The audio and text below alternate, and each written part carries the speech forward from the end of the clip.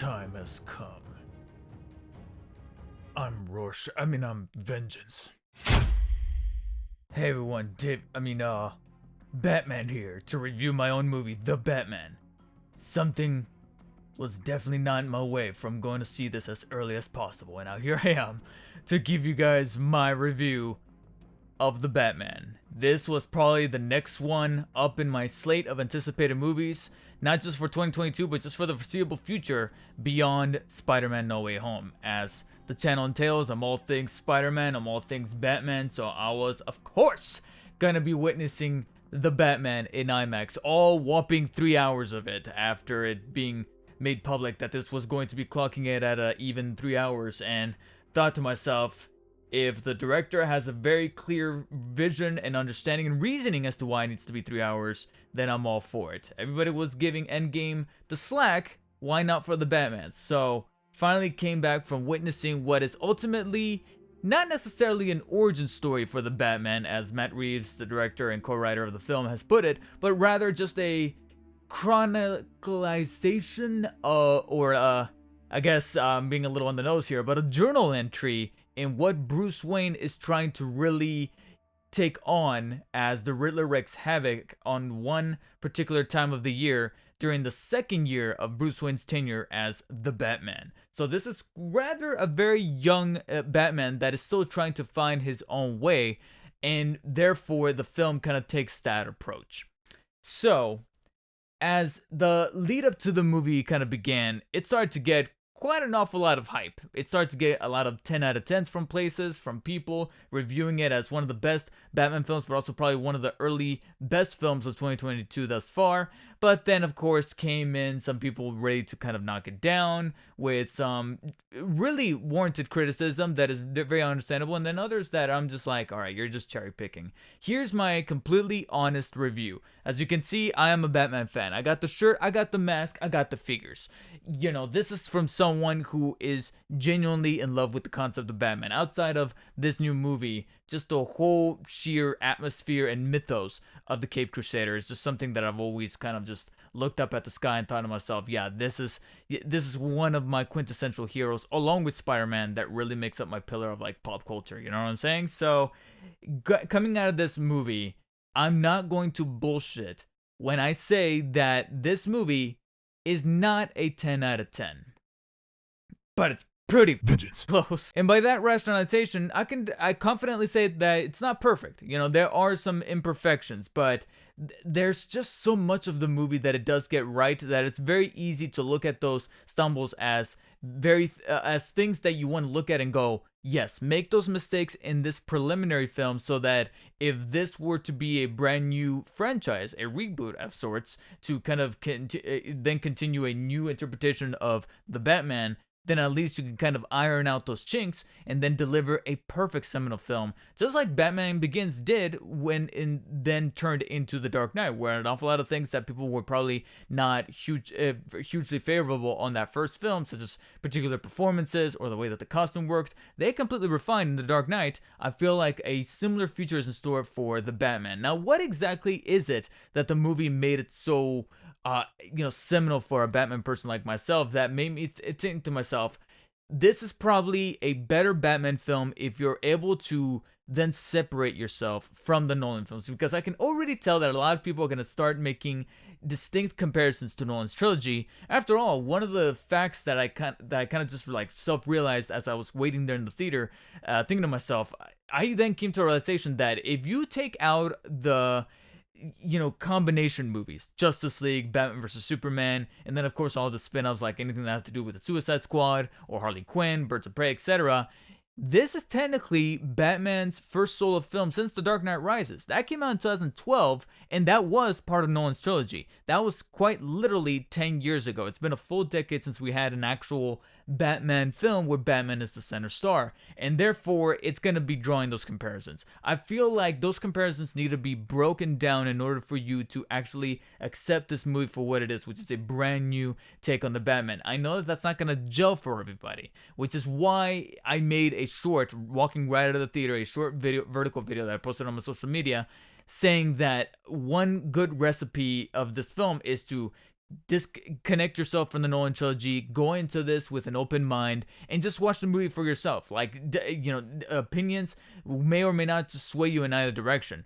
The only thing that I can do as an honest Batman fan is say that this is a movie that warranted its running time, never had any moments that I thought to myself, oh yeah, this could have been cut out, so this could have been trimmed down. A couple of scenes here and there are methodically paced as far as the way maybe the camera tracks, and that's all part of Matt Reeves' direction. You can definitely see Matt Reeves' stamp on all of the layers of the film, from the writing to the way that it's just, like I said, paced in slightly slow and methodical way, the way that not only Batman breaks down the detective work, but also the Riddler works within his schemes. Matt Reeves is working on the same kind of wavelength as far as how he delivers the film. So there is an understanding as to why those 3 hours are warranted. Did I feel it? Not 100%. I would say maybe a couple of times, but that's only because I started to physically feel it on my arms and legs, where I can start to feel a little bit of that circulation block. But as far as like from a mental capacity, from a mind standpoint, where I was like, okay, I'm ready for this thing to wrap up, not necessarily. There were times where I was thinking to myself, okay, are we gonna have a broader resolution, before realizing that we cut to black and the credits start rolling. Oh well, shit, I guess we're out of here. And by that merit, I will say that I do would have preferred if we had gotten a little bit more choreography in the sense of action for Batman, because one thing that Matt Reeves was able to hone in and get 100% right is the detective work. That's an awful big complaint that a lot of people had with Nolan's trilogy, and most specifically Burton's take on the character back in the late 80s, early 90s, where we saw him like do things with the computer, but we didn't see the proper detective work of like breaking down certain things, but also more importantly working with Gordon. He would always just kind of be like a lone person. He's not very much alone. He often really says that he works better alone, but he subconsciously ends up working with Gordon in this movie a lot more than he did in the other movies. And speaking of which, that's actually one of my favorite dynamics in this movie, that Batman is able to kind of connect with a lot more people in this movie than I found it in other films, and that was one of this movie's greatest strengths. Not just with some of the heroes in the film, such as like I said, Gordon, as well as a little bit of Selina Kyle here, but even with some of the antagonists, such as the Penguin and the Riddler, where you can see that there's a little bit of him in almost everybody. So I can almost see like the whole plethora of characters here as being in that table where it says neutral good, neutral evil, chaotic, and all that stuff. That's almost like all the different archetypes that these characters kind of fit in. And likewise, everybody puts in a powerful performance. I would probably say that my favorite performance is probably going to be Jeffrey Wright as Gordon, to be honest. Even though, let's talk about the biggest elephant, or rather the bat in the room, Robert Pattinson himself. How did he do? So this is probably where we come into what I can objectively say is probably my only real complaint about the film, is that Robert Pattinson is like 90% good, and then that other 10% is when he's Bruce. Without giving too much away, I would say that Robert Pattinson is just a little, I don't want to say bad, but he just broods a little bit too much when he's in Bruce mode. Because for all those people that were complaining about not only a little bit with the Bale trilogy, but if you're a Spider-Man fan like I am, you know that one common trope and one common issue that we had with some of the recent Spider-Man movies, particularly during the latter two Tobey movies with Spider-Man 2 and 3, is that he kept taking off his mask just so they can show the moneymaker, which is the face, because that's what Hollywood and the posters and the marketing paid for. He would always come up with an excuse to take off the mask, even though the mask is Spider-Man. Well, no worries here, because I want to say about 80 to 85% of the movie, Robert Pattinson is in the suit with full makeup, in the cape and cowl, and I was thinking to myself, god damn, you really threw yourself in there, and I can tell that he enjoyed being in that suit, because when he's in the suit, he is probably at his most emotionally driven and most vulnerable from a performance standpoint. I would say that he nailed it as Bruce. It's once as Batman, it's once we goes into Bruce mode, whether he has to be in public or whether he has to interact with Alfred or any other secondary characters as just Bruce, that I did think to myself, yeah, you could pull it back a little bit on the mopiness or the bruteness, to the point where he throttles the line, or he threads the needle, rather, that's the phrase, to where it starts to teeter on parody territory, but right before I'm almost ready to go, okay, now you can stop, They cut back to him being in full getup. It's almost like he almost self-realizes, yeah, I need to be Batman now. I'll be right back. And then he goes and changes. And before I can even say the complaint that I had in my mind, he's on screen as Batman. So that's the one thing that they could have reined in a little bit more. But for any of you who you wanted more Batman in your Batman movie, you're gonna find it here, and you can tell that not only Robert Pattinson with his performance, but also Matt Reeves, they love the character. This is something that you're going to be satisfied with, in case you had those problems with, whether it be with Nolan's trilogy or most notably Burton's two films, because I think everybody by this point, even Burton himself, acknowledges that Tim Burton really didn't like Batman in those first two movies. He was all about those villains, and the villains here are also great. I would probably say out of all the villains, it was actually Penguin, where you, after watching and walk away from this film, I can definitely tell not only Colin Farrell was having a blast with the role, but I can honestly see why him and also some of the people behind the camera are willing to give him his own spin-off show. For those of you who think that that might be a step too far, well, we kind of thought the same thing with Peacemaker, and now everybody's in love with that show, so I'm willing to give that Penguin show some form of a chance. Now, Paul Dano as the Riddler. I want to say for the first 2/3, he is legitimately scary. There's actually one scene. There's one shot and one scene. There's a shot at the beginning where I legitimately went, "Oh shit, what the?" Like, okay, that was good. And then there's another scene that has to deal with depth of field and focus that is genuinely eerie and haunting, if you will. It's once we get into the latter third or the third act of the movie that the Riddler does kind of peel away a little bit. And I'm not going to say he goes into an over-the-top territory, but he loses just a little bit of his luster. And the movie kind of recognizes that, so it starts to kind of veer away and focus back on Bruce. So I would probably say that I would have liked for Riddler to, kind of crescendo in a way that would have been a bit more terror-inducing, and it doesn't go in that route. It serves more as an anchor point for the Batman to do what he does. From that point forward, though, it then, like I said, comes to a culminating, resounding way of where I wanted to a film that especially takes place in year 2 to really finalize itself in.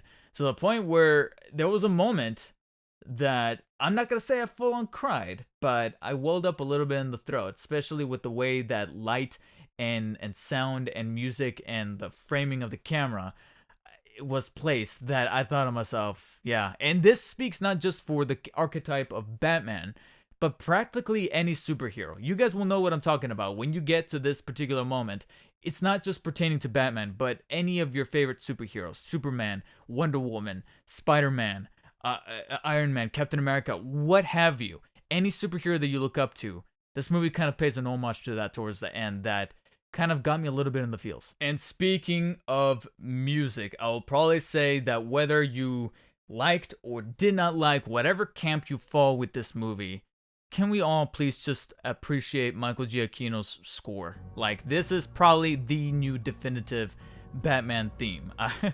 Because I know that a lot of people are going to hold Danny Elfman's score as well as Hans Zimmer and James Newton Howard's compositions for the Dark Knight trilogy, but I will profoundly say that Giacchino is able to stand tall with those former two to deliver us another seminal theme for the Dark Knight, because I want to say that you're going to be humming this tune.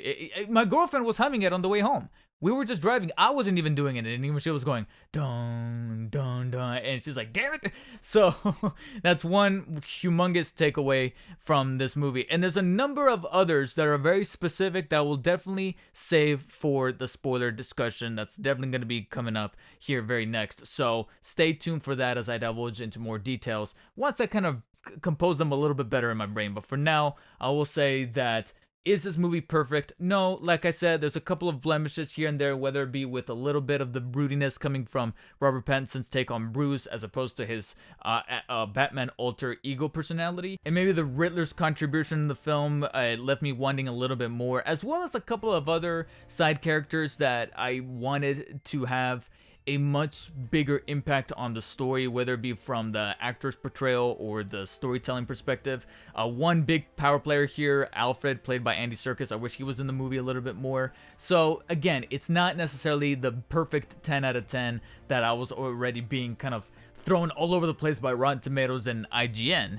And is it the best Batman movie? I will still give that crowning achievement to The Dark Knight, but subjectively, I know that objectively it's a great movie, but subjectively I will say this will most definitely rank in my top 3, because if you're thinking that Batman Returns is better than this movie, just remember that that movie brought back Selena Kyle by magical cats. Yeah. See you guys in the spoiler discussion. Until then, check out this other video showing up on screen right now for some more The Batman. And as always, guys, stay humble.